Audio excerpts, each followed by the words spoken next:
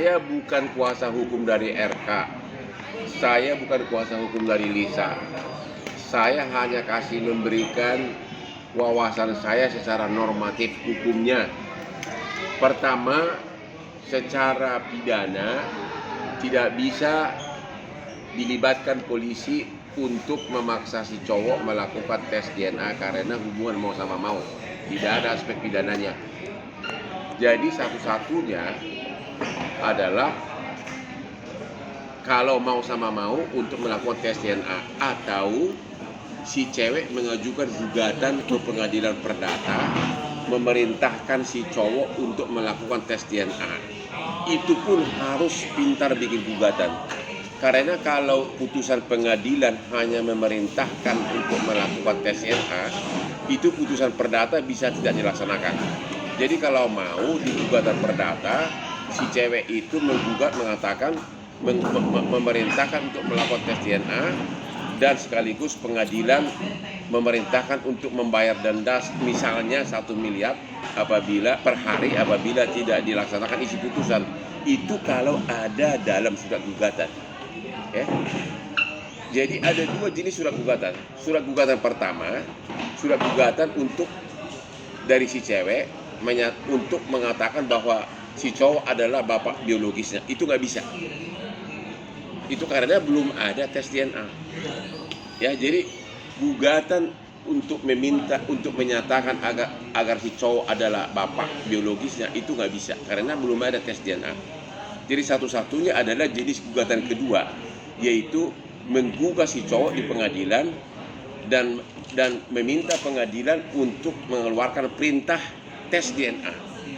Itu pun harus ada embel-embelnya, yaitu dengan catatan kalau tidak mau tes DNA didenda 1 miliar sehari. Itu tergantung isi surat gugatan.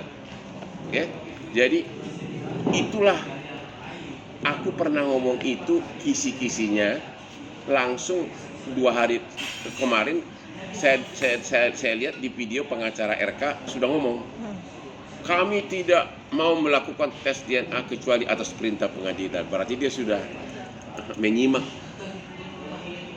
analisa hukum saya. Jadi mereka bertahan karena mereka tahu susah mendapatkan perintah pengadilan untuk tes DNA. Mereka tahu itu.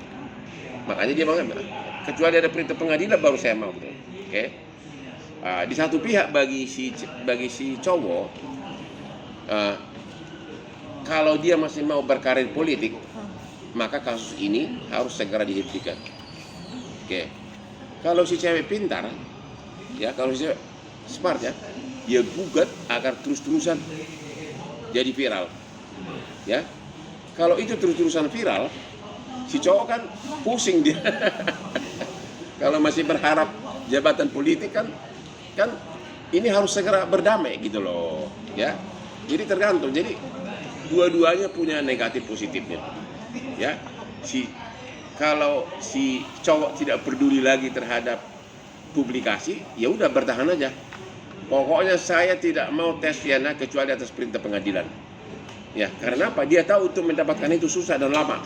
Apa sih Bang yang membuat pengadilan susah? Karena perkara perdata kita lama.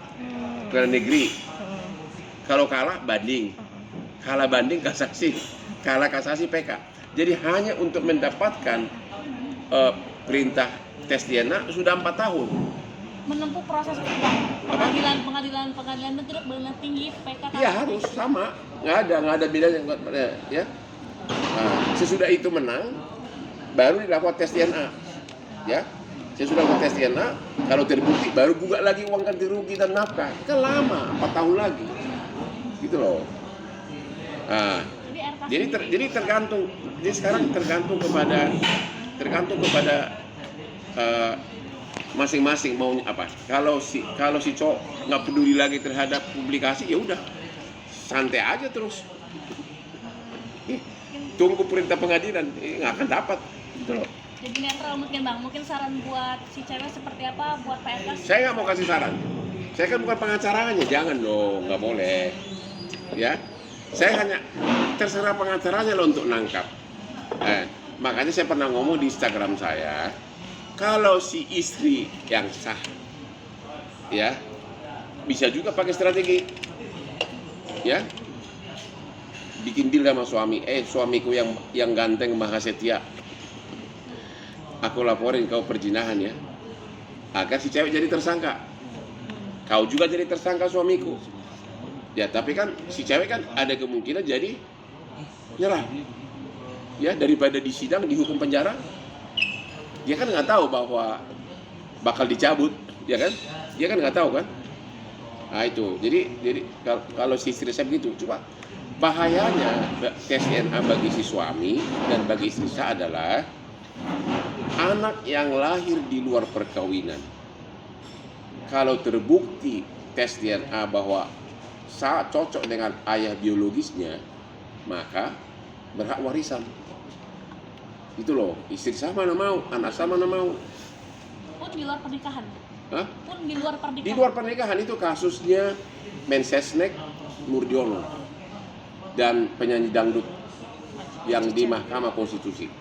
Jadi Mahkamah Konstitusi mengeluarkan putusan anak yang dia lahir di luar perkawinan asal bisa dibuktikan DNA-nya berhak warisan.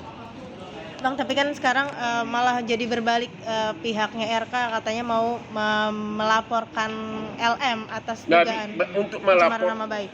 Kalau RK melaporkan pencemaran nama baik, berarti dia harus siap dilakukan tes DNA. Mau dia? Mau nggak dia? Berarti kan lari ke arah pidana kan? Ya, polisi nanti akan memerintahkan, oke, kalau kau memang tidak benar nama kau dicemarkan, buktikan tes DNA. Mana mau dia? Oh, berarti tidak serta-merta dilaporin begitu tanpa harus tes DNA. Berarti harus tes DNA untuk pembuktiannya seperti itu ya, Bang? Perlu pembuktian. Kan polisi kan berhak mencari kebenaran material, kebenaran sebenar-benarnya. Jadi dia berhak memerintahkan, oke, untuk membuktikan bahwa nama kau tidak dicemarkan, ayo tes DNA. Habis deh. Karena berdalihnya itu rentang waktu pertemuan mereka sama kelahiran anaknya itu nggak nyampe 9 bulan, Bang.